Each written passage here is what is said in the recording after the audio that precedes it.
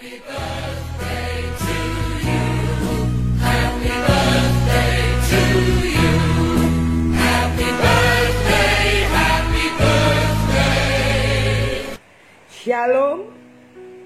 jemaat GBKP, sebangsa dan setanah air. Terlebih shalom untuk semua permata. Di PJJ minggu ini, secara khusus kita akan merenungkan firman Tuhan yang berkaitan dengan hari ulang tahun permata yang ke-72 tahun. Tepatnya 12 September 1948. Mari saudaraku yang terkasih, jemaat Tuhan, kita berdoa memohon hikmat daripada Tuhan untuk merenungkan firman-Nya. Kami mensyukuri hidup kami sampai pada hari ini, karena Tuhan tetap setia menopang, mendukung kami, meneguhkan kami, sehingga kami terus berdiri tegak di tengah-tengah situasi yang ada, dengan pergumulan yang sangat berat di masa-masa pandemi COVID-19. Syukur kami bagimu ya Tuhan. Kembali kami dipertemukan di PJJ minggu ini. Spesial kami merayakan hari ulang tahun anak-anak muda di GBKP Permata 72 tahun. Kami mohon pimpinan Tuhan atas perenungan firman ini. Dan biarlah kuasa-Mu yang mempersatukan kami yang ber-PJJ dari rumah kami masing-masing. Terpuji, termulia Engkau, agung Engkau, kekal sampai selama-lamanya, di dalam nama Tuhan Yesus. Haleluya, amin. Shalom jemaat GBKP, shalom permata semuanya. Permata-permata anak muda yang hebat dan luar biasa, si jadi kemegahan kami, kemegahan gereja, BGP kemegahan bangsa ras negara Endah. Firman Tuhan 1 Raja-Raja pasal 3 ayat 4 sampai 9. 1 Raja-Raja pasal 3 ayat 4 sampai 9 kami bacakan. Pada suatu hari raja pergi ke Gibeon untuk mempersembahkan korban, sebab disitulah bukit pengorbanan yang paling besar. 1000 korban bakaran dipersembahkan Salomo di atas mezbah itu. Di Gibeon itu Tuhan menampakkan diri kepada Salomo dalam mimpi pada waktu malam. Berfirmanlah Allah, mintalah apa yang hendak kuberikan kepadamu. Lalu Salomo berkata, engkaulah yang telah menunjukkan kasih setiamu yang besar kepada hambamu Daud ayahku. Sebab ia hidup di hadapanmu dengan setia, benar dan jujur terhadap engkau. Dan engkau telah menjamin kepadanya kasih setia yang besar itu dengan memberikan kepadanya anak yang duduk di tahtanya seperti pada hari ini. Maka sekarang ya Tuhan Allahku, engkaulah yang mengangkat hambamu ini menjadi raja menggantikan Daud ayahku. Sekalipun aku masih sangat muda dan belum berpengalaman. Demikianlah hambamu ini berada di tengah-tengah umatmu yang kau pilih, suatu umat yang besar, yang tidak terhitung dan tidak terkira banyaknya. Maka berikanlah kepada hambamu ini hati yang faham menimbang perkara, untuk menghakimi umatmu dengan dapat membedakan antara yang baik dan yang jahat. Sebab siapakah yang sanggup menghakimi umatmu yang sangat besar ini? Amin. Tema muda tapi pintar, muda tapi berhikmat, ya. Saudaraku yang terkasih jemaat Tuhan, ada dua tokoh Indonesia yang punya kata-kata inspiratif untuk sebuah perjuangan bagi kita. Yang pertama, saya mau angkat apa yang Bapak Soekarno pernah katakan begini soal anak muda. Berikan aku 10 pemuda, akan kugoncangkan dunia. Luar biasa kan? Yang kedua, kata Bapak Soekarno, aku lebih suka lukisan samudra yang gelombangnya menggebu-gebu daripada lukisan sawah yang adem ayem tentram. Kita bisa tarik maknanya kan, bahwa dia berani hidup di tengah-tengah tantangan. Ya, itu maksudnya. Nah, satu lagi dari Ibu Kartini, ya, beliau berkata begini, banyak hal yang bisa menjatuhkanmu, tapi satu-satunya hal yang benar-benar dapat menjatuhkanmu adalah sikapmu sendiri. Jadi dengan demikian, dari beberapa pernyataan tokoh ini, bahwa hidup itu berhubungan dengan pilihan kita, sikap kita. Kalau kita mau maju, kita pasti maju. Kalau kita memilih tidak berbuat apa-apa, kita pasti tidak dapat apa-apa. Nah, terutama sebagai orang-orang muda, ya besar pengharapan kita, besar pengharapan gereja, besar pengharapan bangsa ini, supaya orang-orang muda ini menjadi orang-orang muda yang sangat-sangat bisa mengadakan terobosan, mengubahkan kehidupan ini. Untuk bisa mencapai kepada keadaan yang seperti itu, yang pertama, maka permata atau pemuda GBKP, pemuda Indonesia harus cinta Tuhan.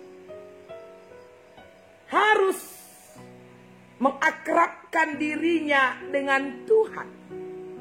Oke, kita lihat Mazmur 119 ayat yang ke-9. Mazmur 119 ayatnya yang ke-9. Saya bacakan untuk kita semuanya, terlebih untuk permata-permata kami yang hebat-hebat ini. Dengan apakah seorang muda mempertahankan kelakuannya bersih? Dengan menjaganya sesuai dengan firman-Mu.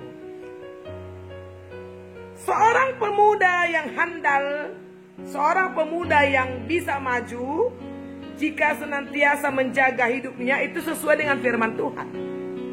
Maka pemuda yang sanggup mengadakan terobosan adalah pemuda-pemudi, permata-permata yang cinta Tuhan. Dan Rasul Paulus kepada Timotius juga sudah mengingatkan Timotius supaya pada masa-masa mudanya tidak seorang pun menganggap dia rendah. Saya bacakan 1 Timotius 4 di ayat 12. Jangan seorang pun menganggap engkau rendah karena engkau muda. Jadilah teladan bagi orang-orang percaya dalam perkataanmu, dalam tingkah lakumu, dalam kasihmu, dalam kesetiaanmu, dan dalam kesucianmu. Jadi sebenarnya bukan soal usia, tapi sering sekali usia itu karena kemudaan dianggap tidak mampu, dianggap tidak bisa, dianggap cengeng, dianggap manja, tidak kuat, gampang putus asa. Ada ini nak kalak karo mebagai ya mapas kin kalak nanang ya anak muda enda bagailah. Tapi mengingat apa kata Alkitab begitu positif sekali memandang anak-anak muda. Bahwa sekalipun muda ya bisa mengadakan perkara-perkara yang spektakuler, perkara-perkara yang hebat. Dan semua itu jelas pasti diawali dari kecintaannya kepada Tuhan, kesukaannya kepada firman Tuhan. Timotius itu dipercaya melayani di Efesus, ya. Itu kan bukan terjadi begitu saja.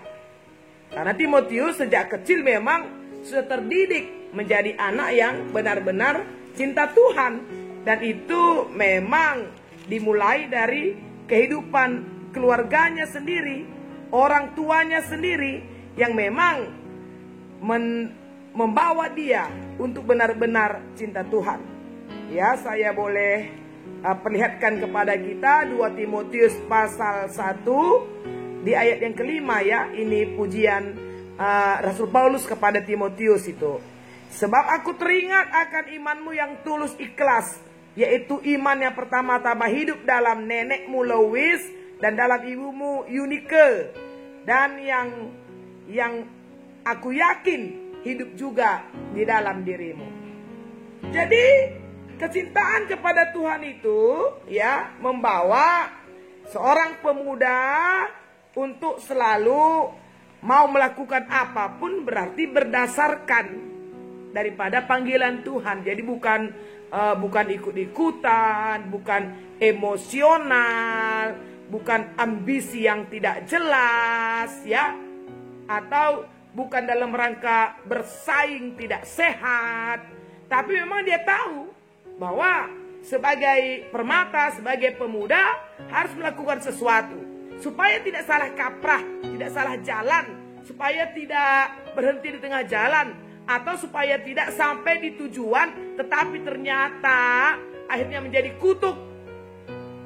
Maka keintiman, keakraban dengan Tuhan itu harga mati.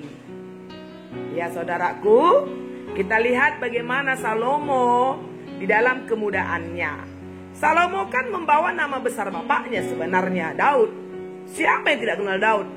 Seorang raja yang hebat, luar biasa. Raja yang punya rasa seni yang sangat tinggi, penyair, penggubah, jago perang, kaya raya, ya kan? Dan dia mewarisi banyak hal kepada anaknya Salomo. Tapi Salomo sadar di dalam kepemimpinannya sebagai seorang raja, kan tidak bisa dia hidup dalam bayang-bayang bapaknya. Kalau dia hanya duduk di meja, orang menjadi takut, orang menjadi segan, orang patuh. Tapi hanya melihat, ya, kiprahnya Daud pada masa lalu. Berarti Salomo raja boneka dong, pemimpin boneka dong. Untuk apa? Salomo sadar itu, dia masih muda, dia tidak punya pengalaman. Dia sadar, tapi dia ingin berbuat sesuatu bagi bangsanya, bagi negaranya, bagi rakyatnya pada waktu itu. Dan dia tidak mau mengandalkan bapaknya. Dan dalam bacaan ini kita bisa melihat bagaimana Salomo berdoa di Bukit Gibeon. Nah itu kan tadi yang saya bilang, keintimannya dengan Tuhan.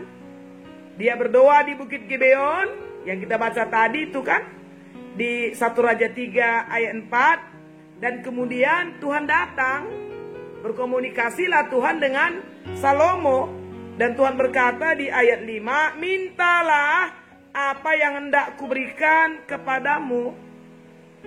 Ketika Tuhan datang, kaya tedu, gelah kuberikan bandu. Luar biasanya, yang pertama dilakukan Salomo adalah sebuah pengakuan. Pengakuan ketidakberdayaannya, pengakuan kemudaannya, pengakuan bahwa sebenarnya dia tidak punya pengalaman. Dia sadar itu yang dia beritahukan kepada Tuhan. Perhatikan di ayat 6. Lalu Salomo berkata, engkau telah menunjukkan kasih setiamu yang besar kepada hamba-Mu Daud ayahku, sebab ia hidup di hadapan-Mu dengan setia, benar dan jujur terhadap engkau. Dan kau telah menjamin kepadanya kasih setia yang besar itu dengan memberikan kepadanya seorang anak yang duduk di tahtanya pada hari ini. Maka sekarang, ya Tuhan Allahku, engkau yang mengangkat hamba-Mu ini menjadi raja menggantikan Daud ayahku, sekalipun aku masih sangat muda dan belum berpengalaman. Jadi dia tidak menjadi orang yang merasa layak gitu loh. Bapak aku kan raja dan pantas aku raja dan pantas aku dapat ini. Tidak seperti itu. Kasih setiamu kepada bapakku, ayahku Daud, ya kan? Dan engkau yang telah mengangkat aku menjadi raja, aku masih sangat muda dan belum berpengalaman. Dia memberi pengakuan itu. Jadi tidak menjadi orang yang bangga oleh karena warisan gitu ya. Maka akhirnya apa yang dia minta di ayat 9, berikan kepada hambamu ini hati yang paham untuk boleh menimbang perkara, untuk menghakimi umatmu, supaya dapat membedakan antara baik dan yang jahat. Jadi ini kan luar biasa. Jadi itu yang kita harapkan sebenarnya dari permata-permata. Tidak menjadi masalah kita dapat warisan dari nenek moyang, ya dari orang tua kita, apapun warisannya. Tapi kemudian kan hidup kita itu adalah kita gitu loh. Pilihan kita gitu kan. Diri kita sendiri gitu.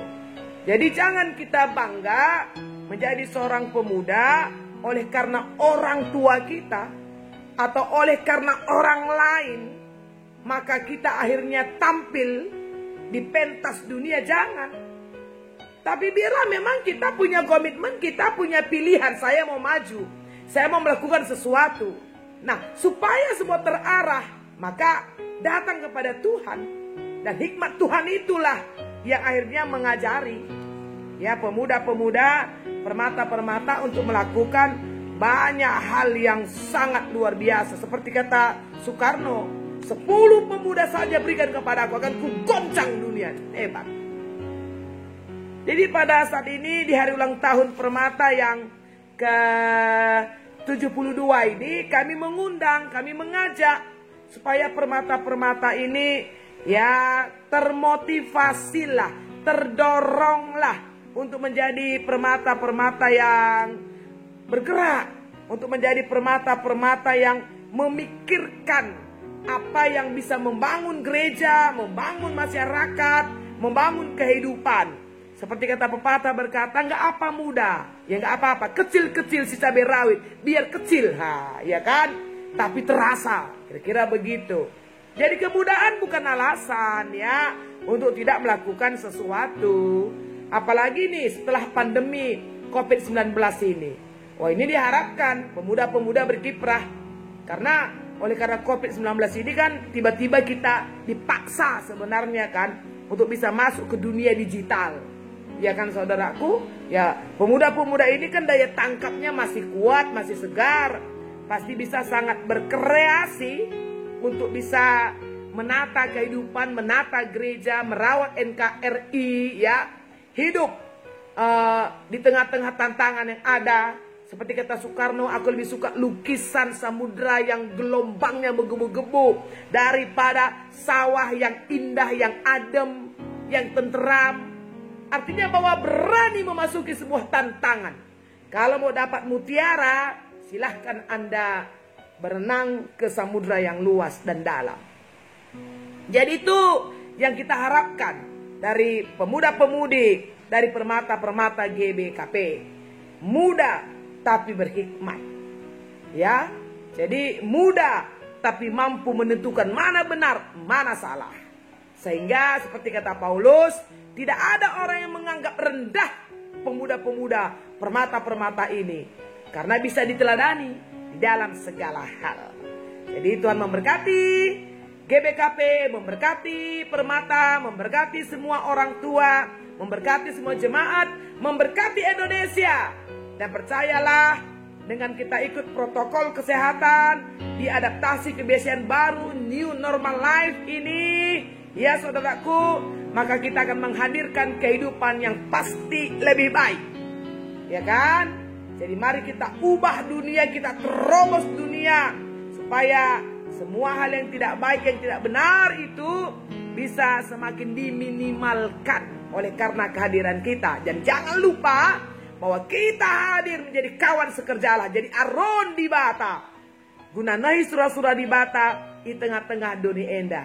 Happy birthday permata kami 72 tahun. Teruslah menyala, teruslah berkarya, jangan pernah berhenti karena Allah membutuhkan engkau. Dan jangan katakan kau masih muda, karena kita harus terus melakukan banyak hal karena perjuangan kita masih panjang dan belum selesai. Dan ingat, tidak ada pejuang yang tidak terluka. Mari masuklah ke samudera yang bergelombang yang menggebu-gebu itu, karena di sana ada mutiara yang indah dan mahal. Tuhan memberkati kita semuanya. Mari berdoa. Terima kasih Bapa di surga untuk firman-Mu yang meneguhkan, menguatkan setiap kami. Terlebih permata-permata GBKP di hari ulang tahunnya yang ke-72. Tuhan berikan kekuatan kepada permata-permata GBKP untuk menjadi kawan sekerja. Tuhan menghadirkan terobosan-terobosan baru di dalam kehidupan ini. Besar pengharapan kami, melalui permata-permata ini, maka akan ada perkara-perkara yang dahsyat, yang luar biasa yang akan kami lihat. Terima kasih Bapa. Terpuji mulia Engkau di dalam nama Yesus. Haleluya, haleluya. Amin. Senin aturang, terpuji Tuhan Yesus. Jumpakah kita minggu depan ibas PJJ selanjutnya. Tetap setia, tetap tutus. Olah leja-leja guna muji Tuhan. Percayalah, keadaan kita pasti jauh lebih baik dari hari ke hari. Kita tetap setia kepada Tuhan. Shalom.